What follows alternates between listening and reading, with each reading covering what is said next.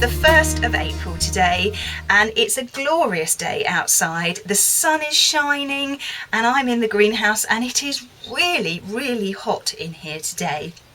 But this is my 300th video, and as promised, today I'm going to show you my ginger bush. So here it is. I don't know what else you were thinking it could be, but here is my ginger bush. Now, as you can see down the bottom here, there are some bits of ginger growing. This bush itself is very, very easy to look after, very easy to maintain. It doesn't get any bugs or any diseases. And when it goes a bit wild, which it will do each year, then all you need to do is give it a quick trim. It needs trimming about twice a year, and then just put it back into shape. So it's very, very easy to look after.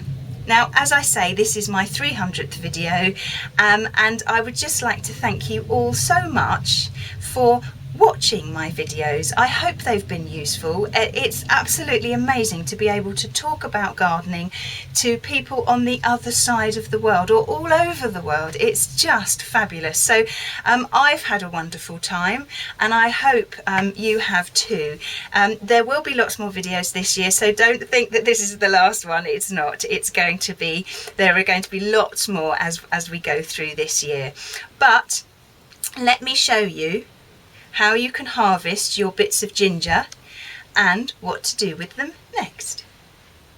Now let me explain to you about the flowers. First of all, they start off like this. They look like little grapes, and then after a little while they'll start to open and they'll look like very small daffodils here.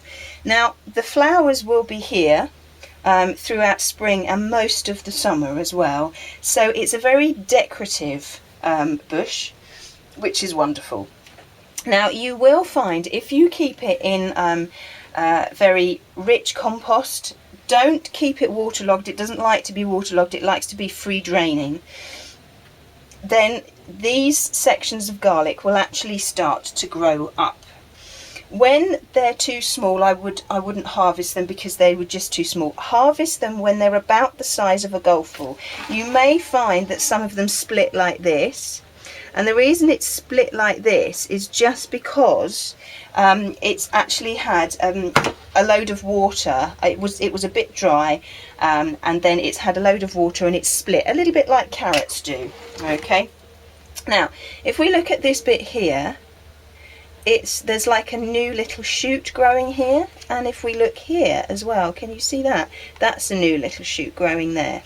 So what I'm going to do is I'm going to harvest one of these. I think I'll harvest this one. Now be very careful when you harvest it. You'll need a sharp knife, but you must be very, very careful of the roots. So gently hold the top of it.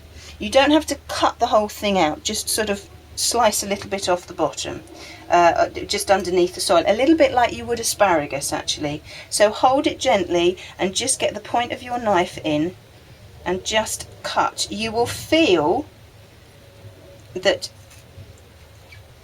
it's quite tough. That's some of it done, and let's do the other bit, and then eventually it will come up. Have we got it? Oh no, a bit more. Oh, I don't know, I'm going to get that bit in actually. Let's try it from that angle. Oh, I think that's it. Yes. Okay. Now it will come up like that. And this is the section that I cut off. There's still a little bit of a root down there, but that's fine. I'll just cover that over. Ooh, prickly. With the soil. Now, what we need to do with this, first of all, before we plant it in some soil of its own, is we need to put it in some water. Now this is just normal tap water, and all you need to do is to put this section in here. So we'll leave this section of ginger in this water on the windowsill for about 24 hours before we replant it. Some people say you don't need to do this, and other people say you do. I think you do, because a little bit like, I know some people do this with peas and sweet corn as well. It softens the skin, because the skin of the ginger is actually quite hard.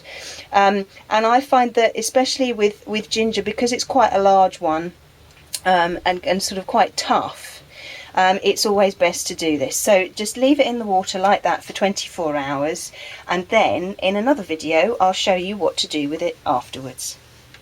Okay, well, that's that for today. As I say, when I do the next step with ginger, then I'll let you know. You tend to find that you'll get about 3 or 4 sections of garlic growing up. I will need to transplant this into a bigger pot.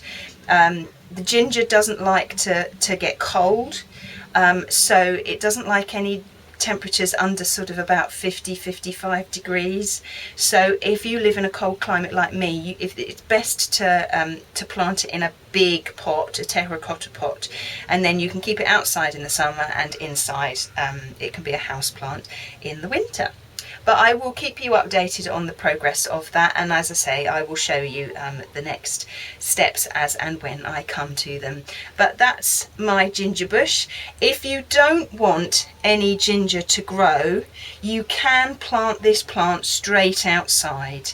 It's entirely up to you. The plant itself doesn't mind the cold, but you won't get any ginger producing through the soil if it's too cold. Okay, but that's it. But yes, just prune it on a regular basis, and it will reward you beautifully, and everybody loves a ginger bush. Okay, well, I hope you found that useful, and I look forward to seeing you soon. Bye bye.